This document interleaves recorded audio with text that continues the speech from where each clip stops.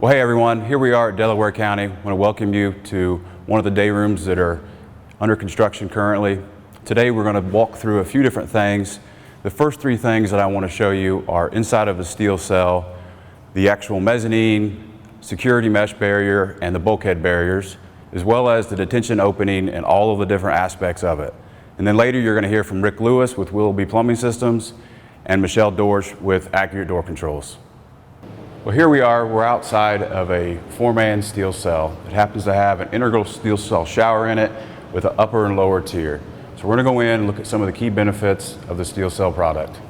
Probably the biggest selling point for the product on the inside of the cell is the durability of the coating that steel cell applies.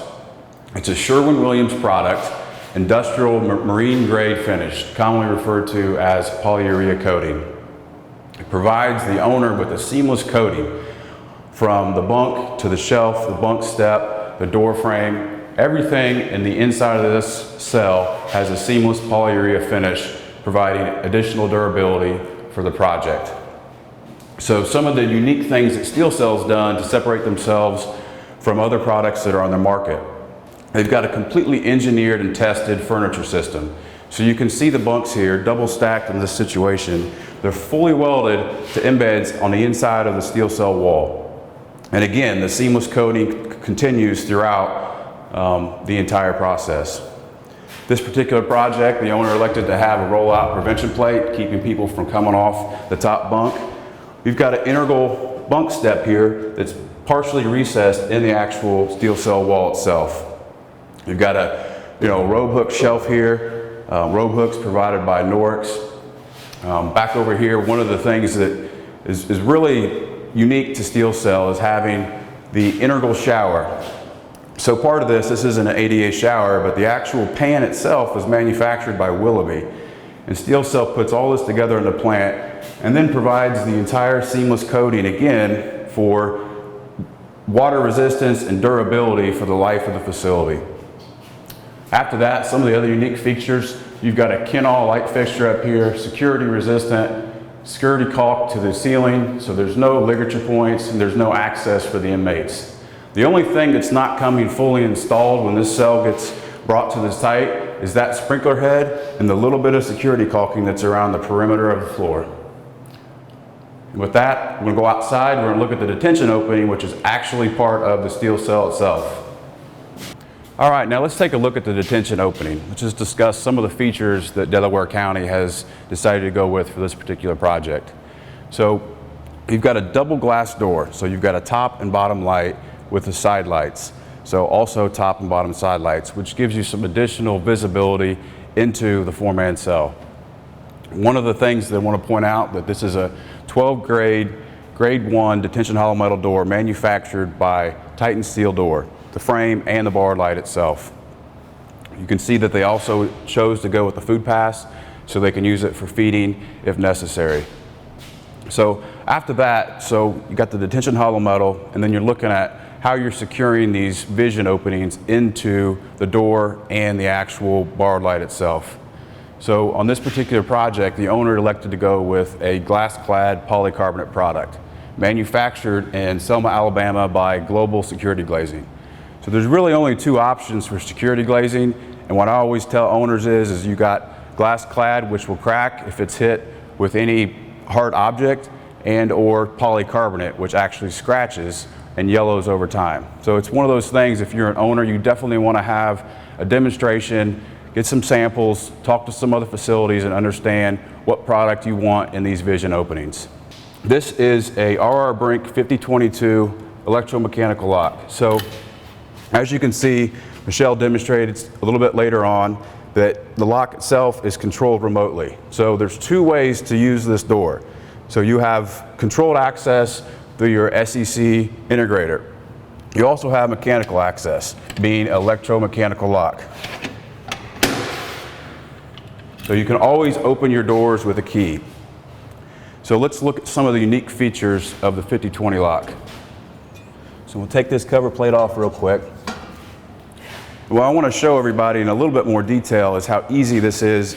After the cells are set, you've got basically a Molex connector that's pre-installed at Steel Cell's plant. So this is your Molex connector. So I've got something that came that's with the lock, and this is your field cabling. It was pre-installed when this was shipped from Georgia.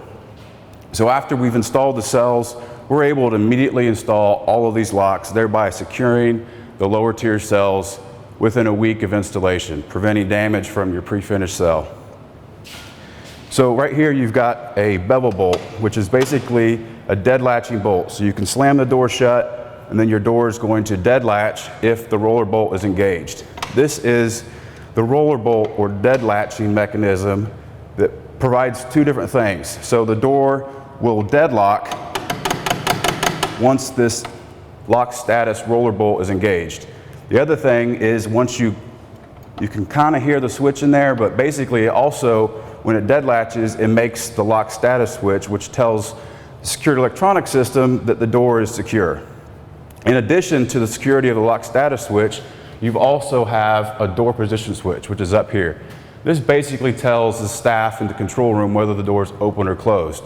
It doesn't predetermine to tell you that the door is secure. This is your security right here. Your dead latch has to be made to provide security so the door can't be sheeted or otherwise manipulated by whoever's staying in this particular cell. So that's a brief overview. I think that the door itself and the opening in the facility is the most critical part of the entire project for the security of the correctional staff and the inmates. So from here, we want to talk a little bit more about some of the other key features on this Design Assist project. Some of the unique things that we've been doing lately with Steel Cell of North America, Modern Detention, and Kane is creating a safe mezzanine environment that cantilevers off of the cell structure itself. So it basically starts with this flat bar right here, which carries all of the loading from a cantilevered mezzanine all the way up to the structure above. All of this is self-supported off of the engineering and the structure inside of the lower tier cell. So from there, Modern Detention takes it from there with engineering that provides a tube steel framing structure, either open bar grate structure or a solid plate structure or a concrete structure. This happens to be an open grate design. So one of the unique benefits that the bar grate mezzanine system gives you is the fact that you don't have to provide lighting or fire protection underneath this system. From here, we can walk out and we can see the actual security mesh barrier provided by Kane on this project. So it's from mezzanine structure all the way up to the upper tier cell. Provides safety for officers and inmates. It's a powder coated product. It's a 1/4 inch woven wire, widely used throughout the entire industry. Above that, it's a newer, unique product that Steel Cell North America has developed in the last several years. So it's a cantilevered fascia wall and ceiling system that is completely bearing on top of the upper cell.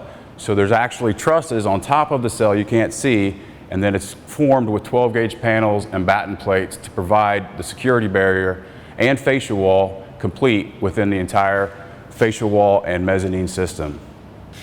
With that, I think I've explained enough about this day room here at Delaware County. I want to give it over to Rick Lewis and Michele Dorsch at Accurate Controls and Willoughby to talk a little bit more about their specialty systems that are on this project. We're excited to be at Delaware County to install a modular control system. At Delaware County, we have 37 modular panels that service 74 cells in 10 day rooms. With the Design Assist construction method, we as a team of Pauly Jail, Accurate Controls, and Steel Cell were able to provide the modular control system at Delaware County. What we're going to show you today is the process of the Steel Cell being installed. When it's delivered, it has all of the components installed from the factory. This allows us to simply install the panel into the cabinet, plug in the interconnect wires and the networking cable, and then set up our control station and begin testing. Once Steel Cell delivers the cell to the job site, Accurate Controls can install the panel at the back of the cell, and Pauly Jail can install the locking system. Once the locking system is installed, Accurate Controls is ready to begin testing the audio system as well as the locking system. With this partnership, Accurate Controls is able to begin testing ahead of schedule, which saves time in the construction process as well as it saves cost to the owner. Let me show you what it looks like for Accurate Controls to test a modular panel. There is an intercom call. Once an intercom call is placed, the intercom icon will start to flash orange, the site map will flash orange, as well as the call will be in our activity list. I can answer the intercom by selecting the icon on the touchscreen. Once I'm connected, I can then communicate with the inmate in the cell. One moment, please. Once the intercom is answered, I have a couple options. I can either disconnect or I can unlock the cell. For now, I'm just going to disconnect. The modular panel is pre-wired to monitor the indication on the door as two separate indications. Each door has an LSS or lock status switch, as well as a DPS or door position switch. To test the door, we simply select the door icon and then select the unlock icon. When a door is unlocked, the lock status will disappear, showing the door unlocked. Once the door is open, the icon will show the door open. When the door is secure, the DPS and the LSS will show a secure door. After the preliminary testing of the modular control system is complete, Accurate Controls will thoroughly test the entire system to commission it.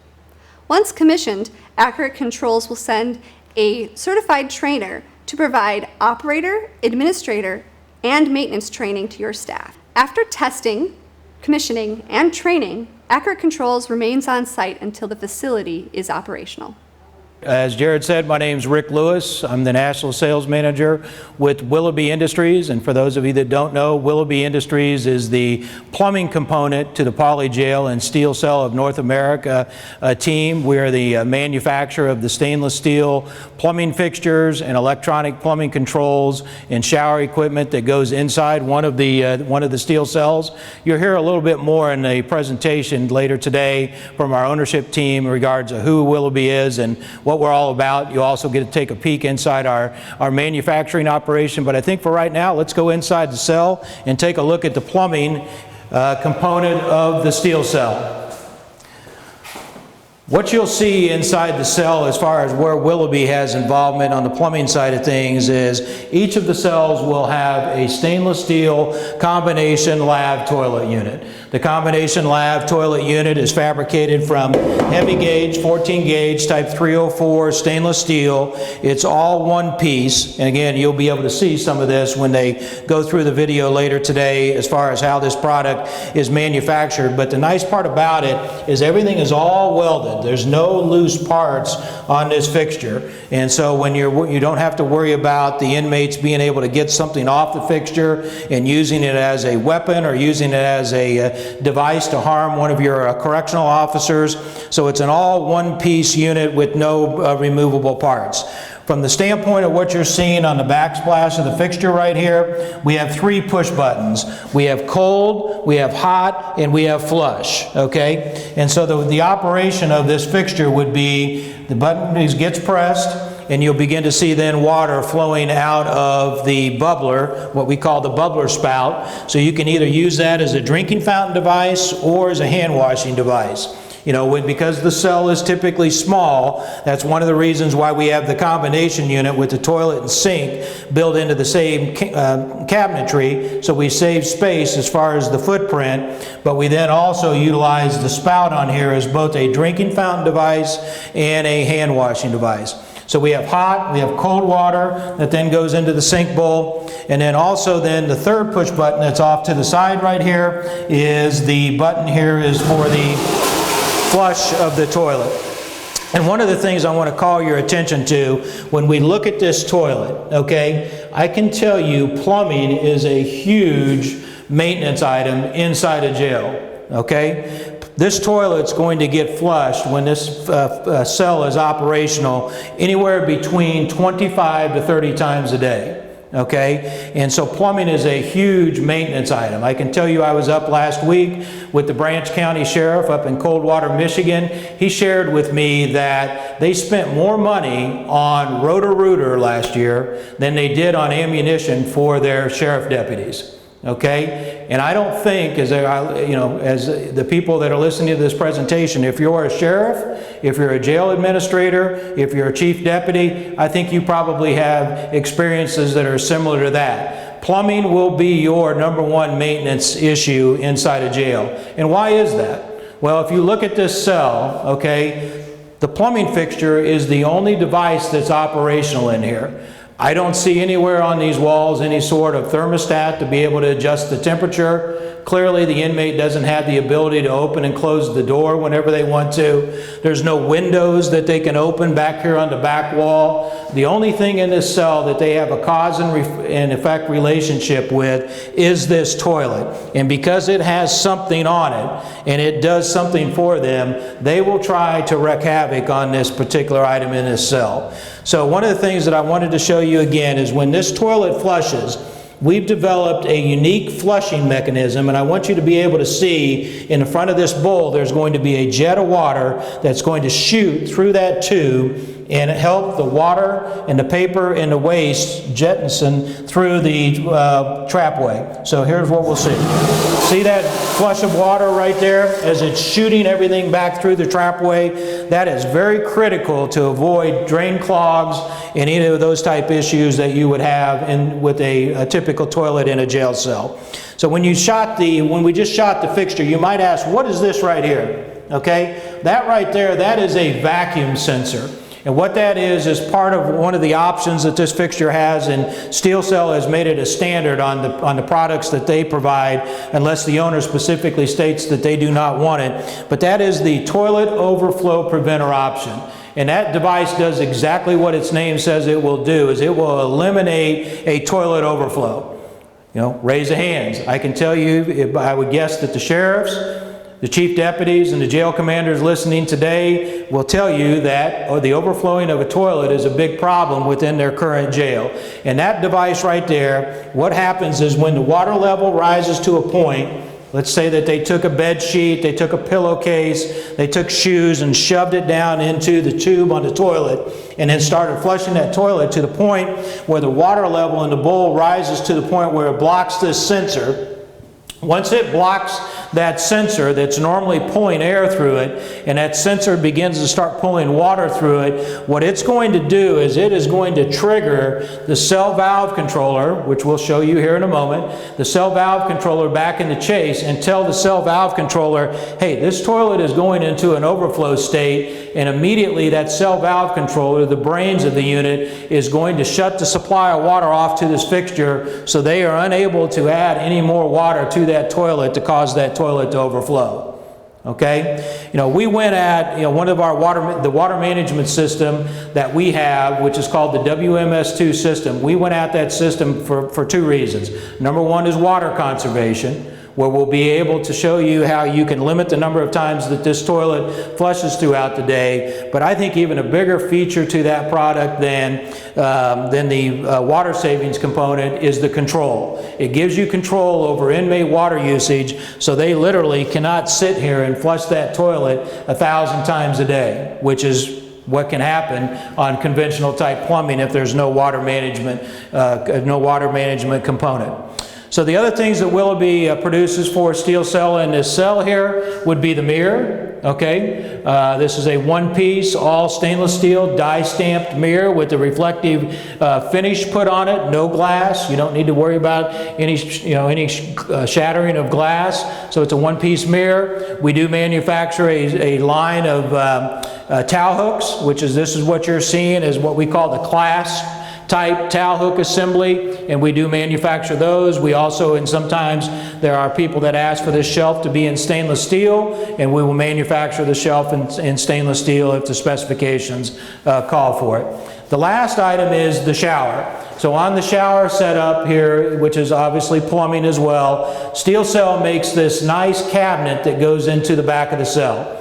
And so with this cabinet then, what we do is we provide this with a push button, just like the push buttons that we saw on the combination lab toilet unit. So when this button gets pressed, a unique feature to the Steel Cell cell is the ceiling mounted shower head.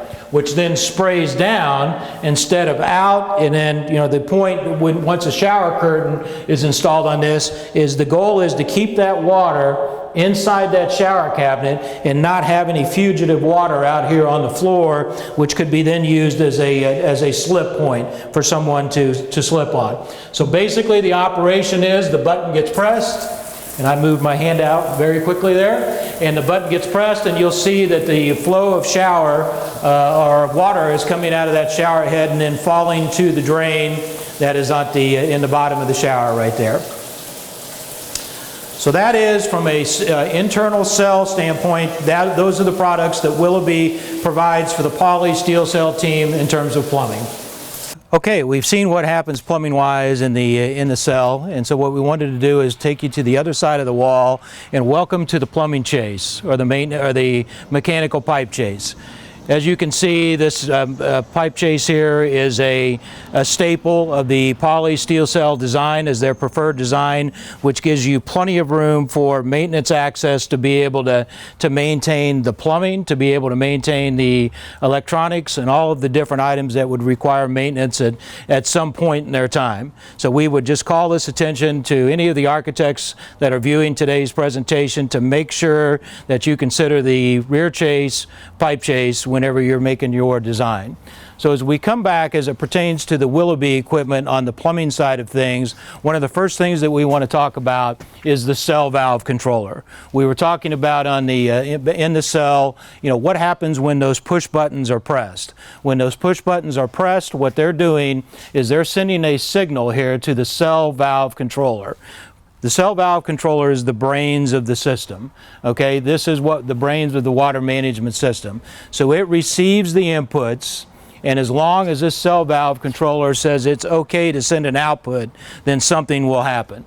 So basically what we've got set up right now is with the cell valve controller here at Delaware County is now functional. It is, you will see inside there's some LED lights.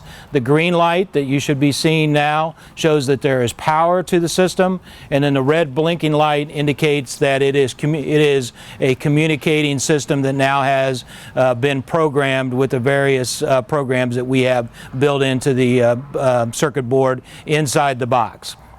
So that cell valve controller then controls the valves that control the fixtures. So remember the combination lav toilet unit that we were seeing on the cell side of the fixture. This is what it looks like back here in the pipe chase area. Okay, so we're going to start with this device right here, which is the hot and cold lavatory valve. So what you're seeing right here is your domestic cold water coming into the valve right here, and here's your domestic hot water coming into the valve right here. And so as this water flows into here, it's going to go through this, which is a check stop strainer assembly. This stop right here can be screwed down, so if you ever need to get into the valve for maintenance purposes, there's a handy stop right there.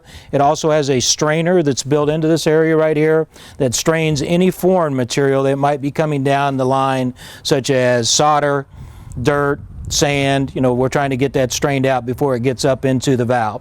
The water flow then comes down through the strainer. Now we're at a solenoid valve, and this is a normally closed solenoid valve. So something has to happen to this valve to cause this valve to open to allow water to pass through it. So when it receives the output from the cell valve controller, this valve will open and water will be able to pass through this solenoid valve and then come through this tube right here. And remember what we saw on the cell side where the water was flowing out of the bubbler spout. That's how water enters into the sink bowl. So this is the hot and cold, cold and hot side of the lavatory valve. The flush valve, this is a brass-bodied Sloan type flushometer with proven technology in terms of being able to open and then close and then provide the adequate refill that's required in the toilet bowl so that there's water left once the flushing cycle is completed. what we've done is we have added this solenoid valve to the side of that Sloan flushometer. That's how we're able to communicate with the cell valve controller and to be able to control that valve from the front end computer. Again, this is a normally closed valve, so something has to happen to this valve to cause it to open to then allow the flush cycle. And what you're seeing is when that control box sends the output to this valve, it will energize, the valve will open, and then water will be able to pass through the valve, down through this elbow, and then ultimately into the toilet bowl to provide the wash down that you saw when we flushed the toilet on the cell side. So that is the flush valve. Very important to have a brass-bodied flush valve called out in your design. Then we also have, as we also saw on the cell side, the shower. And very similar to the lavatory valve, this is the shower valve. There's only one side to the valve right here because we're running tempered water out of the tempering valve to the shower so that we're not scalding somebody with hot water inside the shower. So the flow of water here comes through here, through the check stop strainer assembly, just like on the lavatory valve, up to this valve, and then the water will go out and then exit at the shower head inside the cell. So that's kind of the hardware or the operational side of the plumbing fixture. What I wanted to also do is we walk over to the cell valve controller, and here is the cell valve controller that is the operational side of the fixture. And one of the nice things that maintenance likes about this valve or about this controller is the ability to have these buttons in here where we're able to come in here and press these buttons, and I don't know if you just heard that, but from that control box I was able to flush that toilet. And that is very handy when you're a maintenance person and you're trying to perform maintenance on things. You're not having to go back into the cell to test the plumbing system once it's already operational. So this is again the cell valve controller. These green wires that you're seeing right here, that's the communication wiring. And so that communication wiring is what runs from the computer to the cell valve controller, and then will daisy chain around the facility. So if you were to walk through these 22 cells down this maintenance corridor right here, that you would see that green wire being stretched down through there, and that's the communication wiring. That's how we're able to communicate with each of those fixtures down through the range right there. This set right here, what you're seeing here is a set of dip switches inside each of these cell valve controllers. Those dip switches, or for lack of a better word, is the IP address to the cell valve controller. So that's how our front end computer, we're able to say that, hey, we want to shut the water off to cell H143. It's able to communicate based on how those dip switches are set up so that the front end computer will be able to recognize what cell 143 is. So now, let's go look at the front end computer and see how it communicates with the cell valve controller. Okay, so now we've seen what happens when in the cell, when the fixture's operational in the cell. We went back into the mechanical pipe chase and we saw what happened back in the mechanical pipe chase. Now let's have some fun. Let's see what the real system can do and what happens up in the control room. What we have on display here today is our water management system, the Willoughby WMS2 system. That system is a system that is part of the Pauly Steel Cell Design Assist package that allows for water conservation and inmate water usage control. Those are the big two items that we have, with respect to this system, is we're trying to save water, which reduces cost for the county or for the owner, and then we're also trying to give the correctional officers the ability to control inmate water usage. So for instance, let's say that we're inside a cell and we've got a inmate that's given us problems, and what we want to be able to do is from the front end computer be able to shut the water off to that individual cell. And that's key right there, to that individual cell. And when I'm talking about water, I'm talking about the hot water, the cold water to the sink, and also then the flush valve. We're able to pull up that cell on a computer screen and we hit an X icon, or a lock icon I should say. And that lock icon will appear, and then if the inmate goes in and then tries to flush the toilet or operate the sink or operate anything in that cell, such as the shower, then that fixture will be shut off, okay? If we want to go in and do a contraband search, and let's say that we're going to cell block H, and there's 8 cells in cell block H, stage. We go to cell number 1, we go to cell number 2, meaning the correctional officers are going to cell 1, 2. Well, what's the person in 3, 4, 5, and 6 doing should they have something inside their cell that they shouldn't have? Well, immediately they're going to try to get rid of that and try to flush it down the toilet. Well, before we ever get to that cell block, what we can do is shut the water off to all of those 8 individual cells. So we have the ability to be able to do that. And then the last thing that the system will do is all of the activity that's going on in the facility, all the plumbing activity can be logged to a spreadsheet. Okay, and why is that important? Well, believe it or not, some of these inmates like to file lawsuits. And one of the things that they'll file lawsuits on is the lack of access to water.